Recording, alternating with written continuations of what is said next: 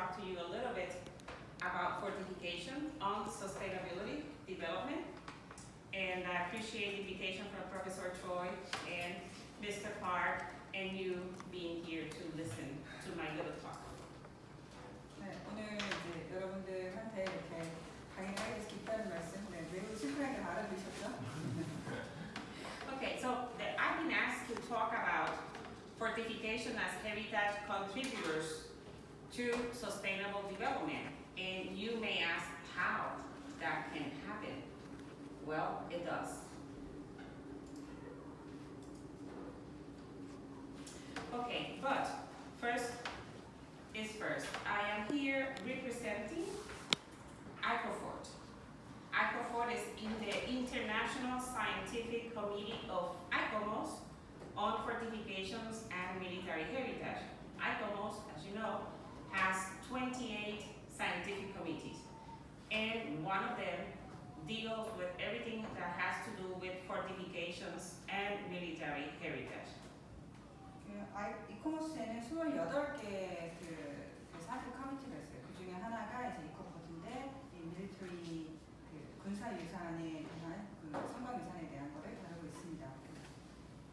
We have many responsibilities, and we are always very busy.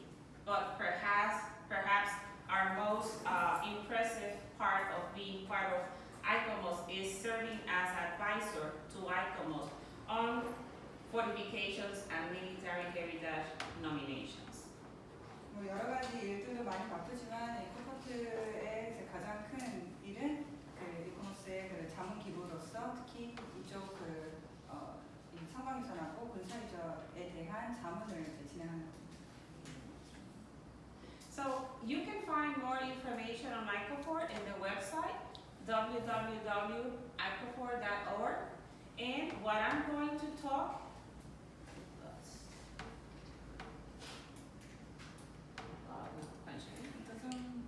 it doesn't work there. Okay, with the pointer. Yes. If you go to the website of ICOFORT, You can use the okay. like this. If you go to ICOFORT, which is right here, the website address, then you go to here, the ICOMOS Guidelines on Fortifications and Military Heritage. That is a doctrinal document of ICOMOS that provides with the guidelines with anything that has to do with fortifications and military heritage. And that guidelines include sustainable development on fortifications. 여기 웹페이지에 가면 이제 여기 화면에 보이는 것처럼 이코머스 가이드라인이 있거든요. 그 선박과 군사 유산에 대한 가이드라인인데 그 내용 안에 지적하는 발전에 대한 내용이 들어가 있다고 합니다. Next week? Yes. If you go to that website and you go to the guidelines, it's very extensive. I believe it's like 10 pages. And I'm just highlighting the section that has to do with sustainable development and exactly what are the objectives of the ICOMOS guidelines on fortifications. 이 한 10페이지 정도 되는 가이드라인이 그 중에 이제 지속 가능 발전하고 관련된 내용들을 좀 가져왔는데 그 중에 그런 내용들이 여기 있습니다. Yeah, I'm gonna read it. The objective is, look, I'm going to read this because it's important, and you can also find it on the website. The objectives of the guidelines on fortifications and military heritage are to establish basic principles for interventions and methods of research that are specific to conservation, protection, and value of fortifications and their surrounding cultural landscape. 네, 여기 첫 번째 이제 그 가이드라인의 목적에 따르면 이게 관련 그 기본 원칙인데 말 그대로 그 유산의 이제 보존과 보호나 이런 것들에 대해서 그리고 그 주변까지 마찬가지로 관련해서 이제 여기서 인터벤션이라는 모든 이제 뭐 보존이라든지 그런 개발 행위겠죠. 그리고 그 연구라든지 이런 것들의 기본 원칙을 포함하고 있는 겁니다. But those guidelines, what is important from them is that they provide aims of clarity and ensure authenticity and integrity in the forms of setting and functionality of the fortifications and military heritage, which is essential for the conservation of all the attributes, including the protection and enhancement of their tangible and intangible values. 여기 이제 가이드라인의 또 중요한 특징 중에 하나가 이 진정성이라든지 완전성에 대한 부분에 대해서 명확성을 가져오려고 노력을 하는데, 그래서 이제 군사유산이나 성곽유산에 있어서 성곽유산의 보존에 있어서 모든 그 보존 행위라든지 그리고 또 유무형의 그런 가치들 모든 것들을 보존하는 데 있어서의 그 부분을 명확히 하고자 하는 데 있습니다. The guidelines also contribute to safeguarding of that intangible and intangible values. That's a very important word, the values of fortifications and military heritage as memory that ties to facts, people, communities, and expression of the cultural identity and local history. 좀 재미있는 것들, 중요한 것이 하나가 유무형 유산의 가치와 굉장히 연관이 되어 있다는 건데, 특히 이 어떤 사실이라든지 사람 그리고 지역 공동체 그리고 뭐 문화적 정체성의 표현으로서 기억과 연계되어 있다는 점이 굉장히 중요합니다. So it is through the understanding and respecting these memories from the perspective of these communities can generate new identities, references that positively re-signify the relationship between population, fortifications, and military heritage.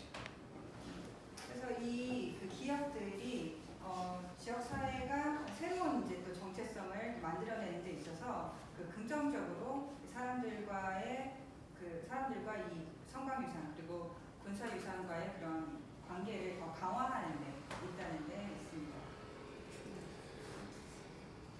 Why is this?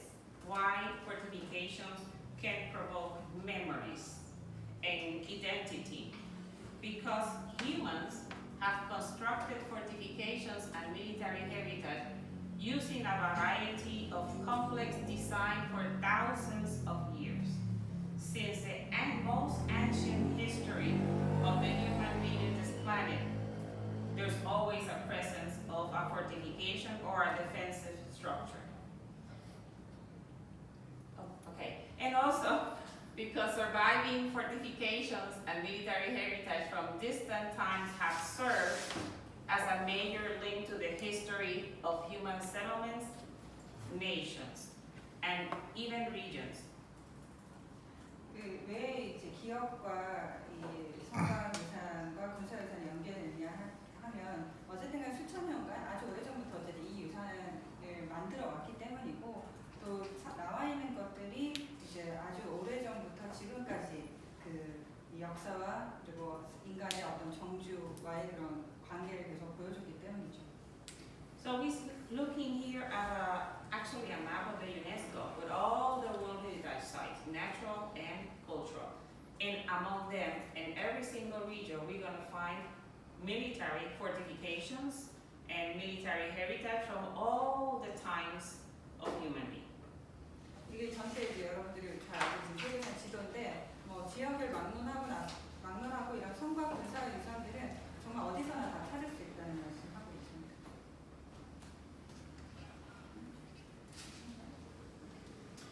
So when we talk about authenticity and integrity, we're talking about the sense of the place. What is it that the people see or feel from that place that makes them feel part of their history, of their life, of their memories, of their family history? Okay, so it's because that site, that fortification becomes part of your heritage.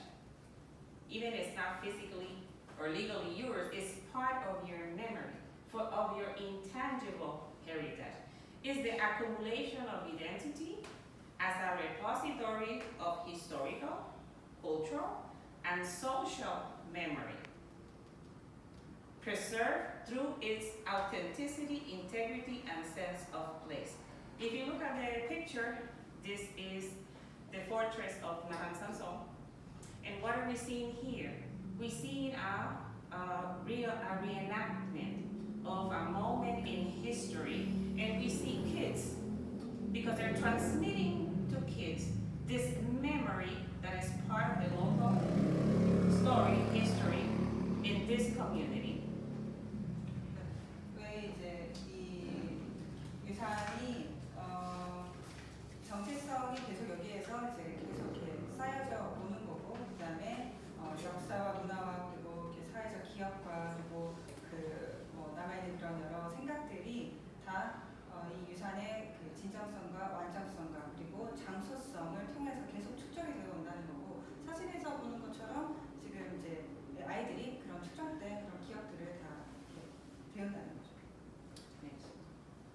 So, the ICOMOS guideline on fortifications is one of the doctrinal documents in which the ICOMOS base finds a foundation and becomes a leading global voice in advocating for integration of cultural heritage as a resource of helping address the urgent need of a sustainable development as part of the United Nations agenda of 2030 for sustainable development. So how can a cultural heritage, fortifications, you know that fortifications is a cultural heritage because it's built. How can that help assist in cultural and sustainable development? Through the interpretation, through the heritage education, through supporting the appropriation, the empowerment of the community into that site. 이 코스가 이제 그 유엔의 2030 지속가능 발전에 있어서 그 유산을 통한 그 지속가능 발전 목표 달성을 많이 이렇게 돕고 있다는 것은 여러분이 수업 시간에 많이 배워왔고, 어떻게 해서 그런 유산을 통해서 이렇게 지속가능 발전을 하느냐라는 것은 유산을 해석하고 또 그거를 교육하고 또 그걸 가지고 또 뭐 임파워먼트, 그러니까 말 그대로 뭐 이렇게 힘을 주는 거죠, 사람들한테. 이제 그런 거를 통해서 지속가능 발전과 연결을 한다는 얘기를 하고 있습니다. So now I'm going to refer to you a short story, a short example from a little bit far away, but to just illustrate what is this appropriation, what is this memory. The European military architecture was transferred to the New World by the discovery of the new continent of America in 1492. And it was because it was by Spain who discovered America. And what they transmitted to the New World was their style of fortification, military backward fortification. So that's when the defense system, European system, was transferred to America. And here's a little map of the continent of America, and right in the center, that's the Caribbean region, and in that region, there's a little island called Puerto Rico. 그 유럽의 유산의 그런 기술이나 이런 것들이 1492년에 스페인이 시작을 했죠. 그 시대로 발전을 하면서 이렇게 전달이 되기 시작을 했는데, 그러면서 이제 전체적인 디펜스 시스템 자체가 이 그 신대륙으로 전달이 된 거고, 여기 보면 이제 캐리비안 지역의 하사트 지역의 작은 섬나라 중에 하나로 푸에르토리코가 있습니다. 이렇게 거기 출신이세요?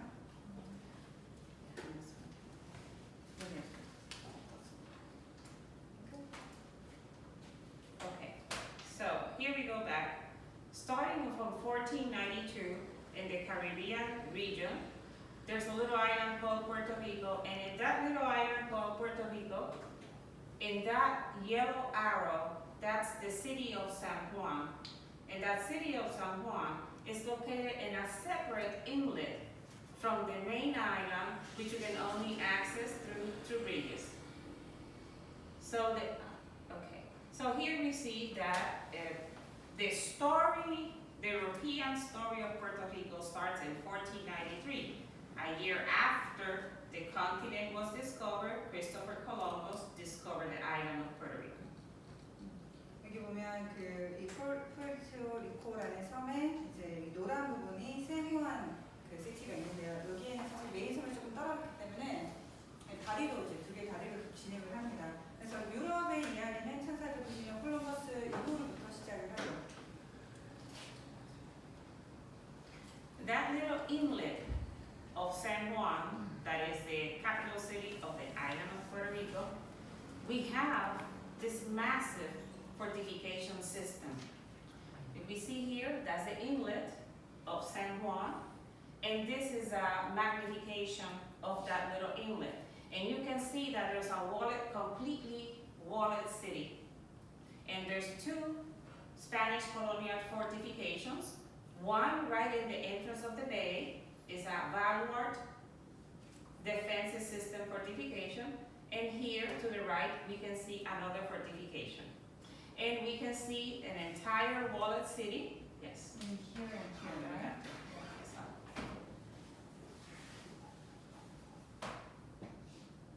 This is Castle San Felipe del Morro. This is Castle San Cristobal. This is the entire walled city of Old San Juan with all the bastions and curtains. This is the historic center of Old San Juan, all surrounded by wall, historic wall. And the city of San Juan is today the most complete walled city in the entire continent of America. Has all his walls intact, except a little section here that was demolished more than 150 years ago in 1897. 이 생활이 이제 프레트리코에 쓰여져. 그래서 여기 이렇게 지도를 보여주셨는데, 여기 마크 해주셨지만 이쪽에 이제 하나가 있고 또 이쪽에 하나가 있고 그리고 그 안에 이 올드 시티가 이제 있는데, 이 올드 시티가 이 역사 도시로서 가장 그 미국 남미와 북미를 통틀어서 가장 완전한 형태로 남아 있는 도시라고 해요. 그래서 여기 가운데 약간 무너진 곳이 있는데 그건 1897년에 있었던 이유로 좀 무너졌고 나머지가 어쨌든 굉장히 완전하다고 합니다. It is a world, the complex of the two forts, all the city walls are declared a UNESCO World Heritage Site since 1983. Not the historic center, only the fortifications and the city walls. 1983년에 이제 세계유산으로 이 성곽만 이렇게 역사 도시는 아니고 성곽만 등재됐다고 하는데요. So are you going to tell the reason why only the fortification for is not the old city area? Yeah, I'm going to go at the end. Yes. Okay, but what you just saw is not how it was in the beginning, in the 16th century. This story starts in the 16th century. In the 16th century, basically, this is what we had. The first structures that were built in 1520 were this battery right here at the bottom of the cliff, which is the meaning of morro, it means cliff.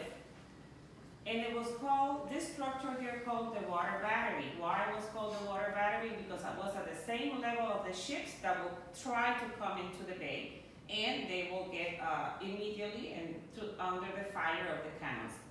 Later on was added this tower. So this is the oldest part of the castle that you saw today. This is the older part. And then all these other structures were added at the end of the 16th century as part of a military design by Spain to fortify the entire Caribbean, all the main Spanish forts of the Caribbean, and all those forts were designed by one same person, military engineer Bautista Antonelli. So we're talking about that this was a plan.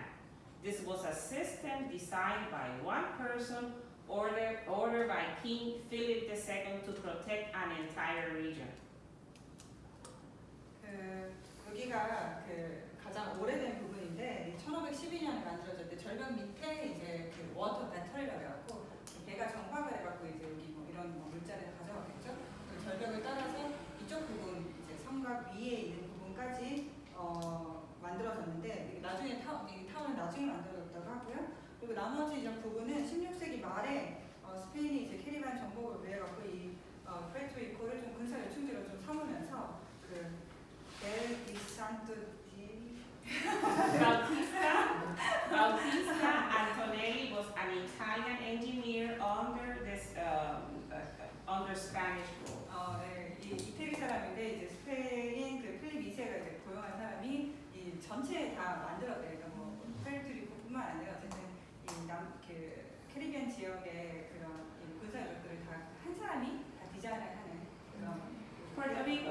Puerto Rico remained under Spanish rule as a colony for more than 400 years. So all our historic documentation, our maps, our cartography, all those are in Spanish archive. So when we do research, we have to search into the Spanish, we have to go to Spain and search in the archive. So we don't have much cartography because in 400 years, a lot of things have happened. A lot of documentation has gotten lost. But we do have some images. For example, this is one of the oldest maps that we have on how this tower right here and how this platform right here was designed. Obviously, there's some other structures overlapping, but we can see that there was a round structure there with some panels and emplacements right in this point right here. 그리고 400년 동안 푸에르토리코가 스페인 식민지였기 때문에 많은 이제 자료들이 스페인어로 되어 있고 스페인에 또 자료들이 있는데 뭐 볼리본도 가야 되기도 하고 근데 뭐 이미지가 남아 있는 것들인데 이게 이제 이쪽 부분의 디자인을 보여주는 이미지입니다. 그래서 보시다시피 약간 동그란 그런 형태로 남아 있는 게 보이죠. So, for example, here is another one of the oldest designed maps that we have found, be able to identify in Spanish archive about how was those first structures that were built of the castle San Felipe del Morro. And here you see Bautista Antonelli is his name. He designed it in 1588, but was not built by him. It was built by the next military engineer a few years later, 1591, using his design. 이것도 이제 오래된 그 고지도인데 1588년에 디자인했는데 그 사람이 짓지는 않고 그 다음 사람이 건축을 했다고 합니다. So this is what we have today. Through the years, through 400 years of continuous construction and modifications, each time the island suffered a pirate attack, we suffered several attacks. First one was in 1595 by the British, by the English, tried to attack the island and take over her by Sir Francis Drake, famous pirate. I don't know if you have heard about him. 1598, we suffer another attack by the British, by Cumberland. In 1625, we suffer the most devastating attack by the Dutch, by Balduino and Vico, and the entire old city was burned down. And then in 1797, the island suffered the last British attack to the Spanish Caribbean by Abercrombie, and the forts were already modified by the 18th century, and they were considered a master plan of military architecture, so the British had no other option to retreat, and the island was not taken by the British. 400년 동안 지속적으로 이제 공격을 계속 받으면서 그 건축을 이제 계속 수정해 왔는데 뭐 1595년 영국, 1568년 또 다시 영국, 1625년 네덜란드가 이제 굉장히 크게 이제 쳐들어왔고 이제 1793년 마지막으로 영국이 또 쳐들어오기까지 정말 많은 이제 변화를 거쳤다고 합니다.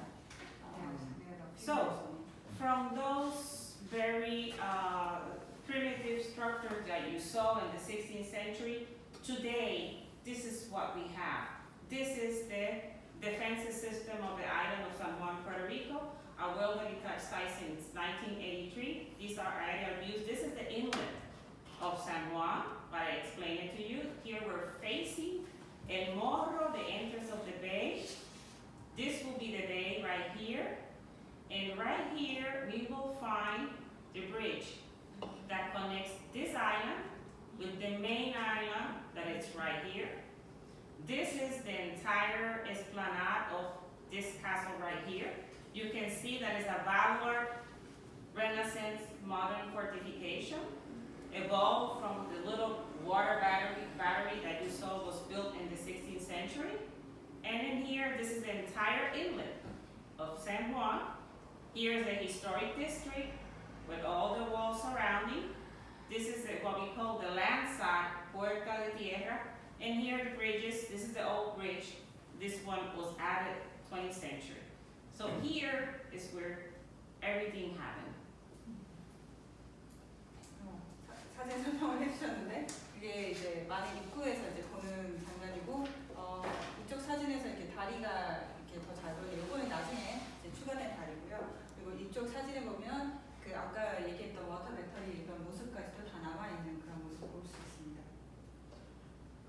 So why this fortifications and all San Juan comply with this value of authenticity, integrity, sense of place, identity for us, the Puerto Ricans?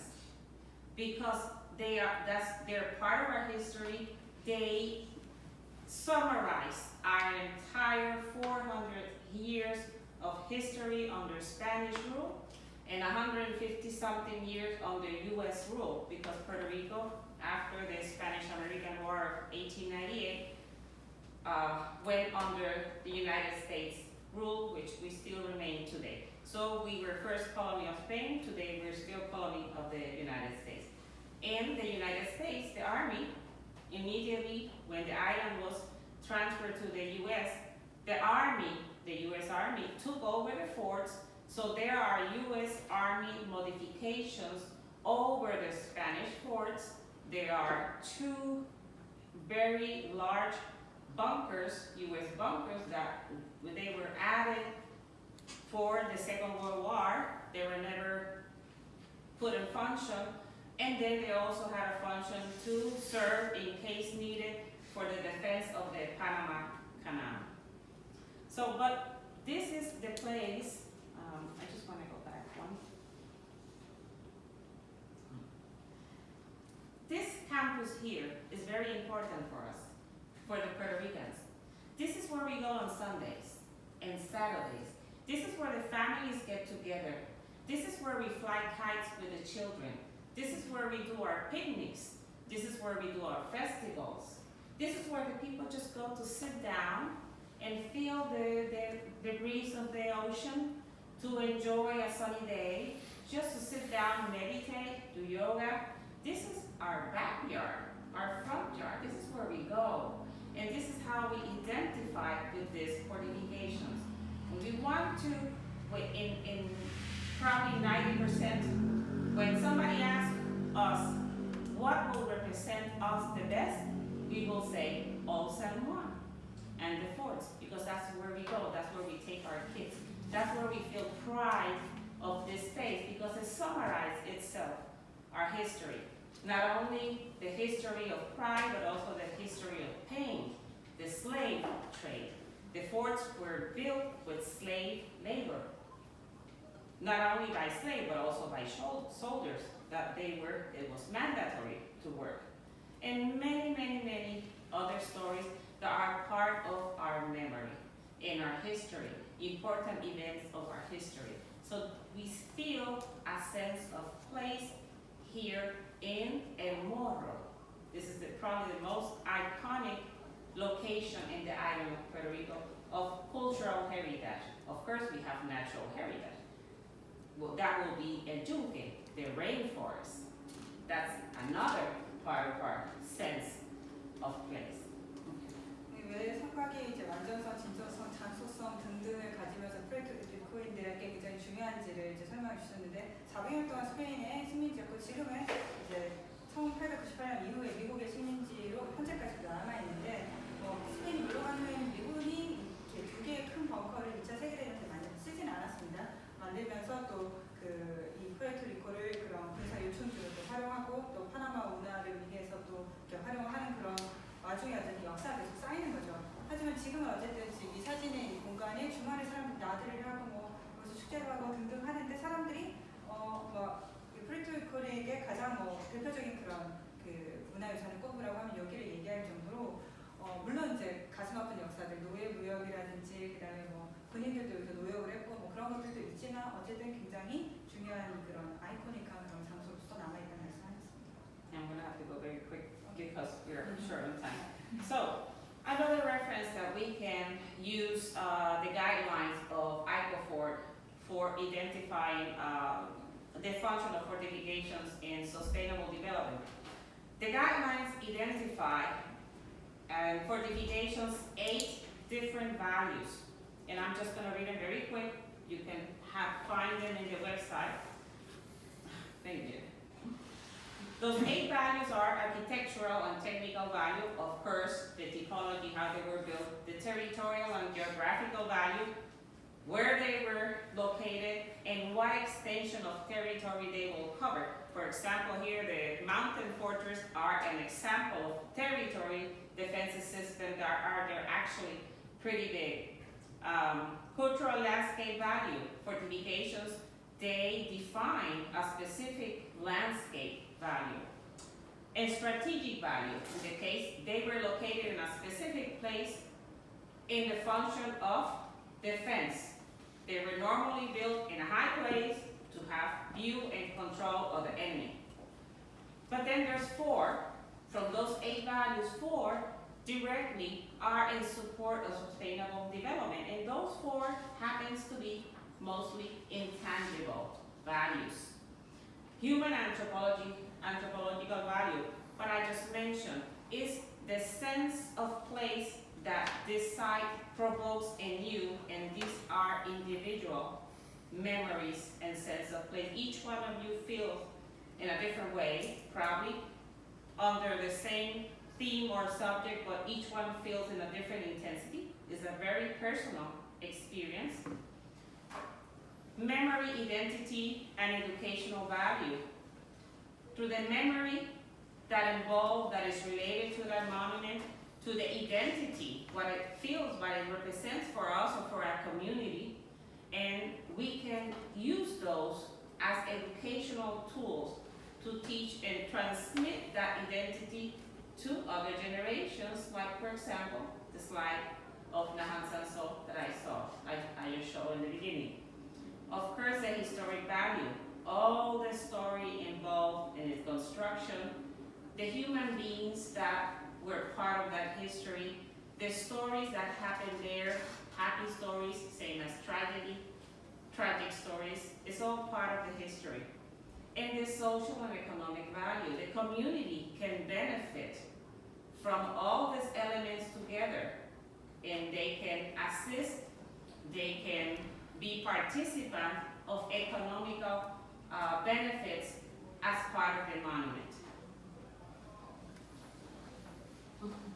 여기 코스 가이드라인에 보면 이 성곽과 군사유산이 왜 이렇게 가치가 있는지 8가지를 가지고 얘기를 하고 있거든요. 가이드라인 보시면 다 잘 아실 거고, 방금 설명을 조금 더 덧붙이셨지만 어쨌든 건축 기술적 가치부터 지리적 문화경관, 전략적인 가치, 윤리학적 가치, 그리고 기업 정체성에 대한 그런 가치라든지 역사적 가치, 사회경제적 가치 등 이 가이드라인을 보시면 좀 자세하게 설명이 되어 있을 겁니다. So, yeah. This is probably the last one because we have already exceeded the time. But in conclusions, and we can talk about this for hours and hours, but I'm just trying to give you a summarize of the subject. Through the reinforcing the tangible and intangible values of fortifications, through maintaining its authenticity, integrity, sense of place, education, and interpretation, we can achieve contributing to the sustainable development of the site or the monument. And I would like to say aside, this not only applies to fortifications, this applies to any monument, cultural monument itself.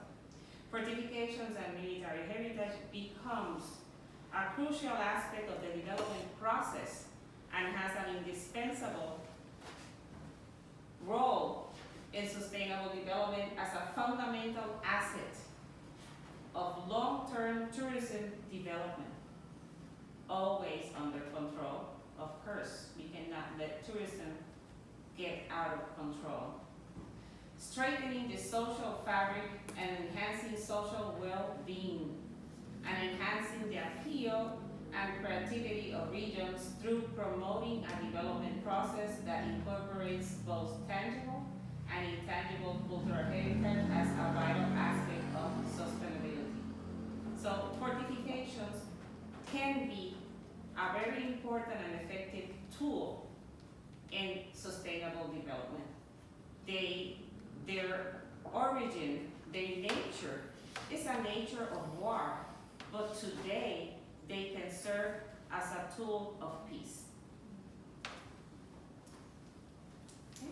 보존을 통해서 이제 응용 가치를 강화하면서 또 진정성, 완성성을 또 강조하면서 또 교육이나 해석 지속가능 발전에 이런 선박유산이 기여할 수 있다는 얘기를 마지막으로 다시 한번 강조하시는데 가장 쉽게는 이제 관광에 있어서 굉장히 기본적인 자산이 되기도 하고 또 사회적 연결고리와 또 사회적 웰빙을 강조하는 하나의 요소가 될 수 있기도 하고 어쨌든 선박유산이 지속가능 발전의 도구로서 굉장히 중요하고 또 이 평화와 관련해서도 굉장히 중요한 그런 역할을 한다는 말씀을 마지막으로 해주셨습니다.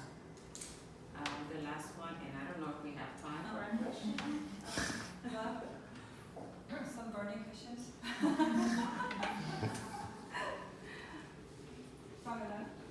So I just have one question. You mentioned how most of the references comes from Spanish archives. So since these references are written in the eyes of a colonizer, like how do we try to interpret this and try to decolonialize the framework or the story of this? That's a very important question. It's hard to do because the history is always written normally by the winner. So the loser normally doesn't write. But in this case, what we have done, we made a comparison. We compare the sources. We search for the Spanish sources and we look for the British sources, and we have publications and the comparison of both. For example, the last British attack of the 1797, we have a book where we compare all the Spanish sources where they exaggerate all the numbers of all the wounded and how they attacked and the number of ships that the Spanish army had, and then we compare with the British. It is a very big contrast in the numbers. And then that's interpretation. We provide the sources, and it's the public, the reader, who has to decide and analyze themselves that interpretation. We are providing the sources, and you read it, and you make up your own mind and opinion about that. And that's why we try to be neutral. If we have to say both sides. In the case of Puerto Rico, it will be the Spanish colonial sources, and the U.S. sources, the British sources, the Dutch sources. We have to put them all and offer that. We don't provide the conclusion because that will be subjective. That will be us, that opinion. We provide the sources so you have the facts, and then you make your own mind.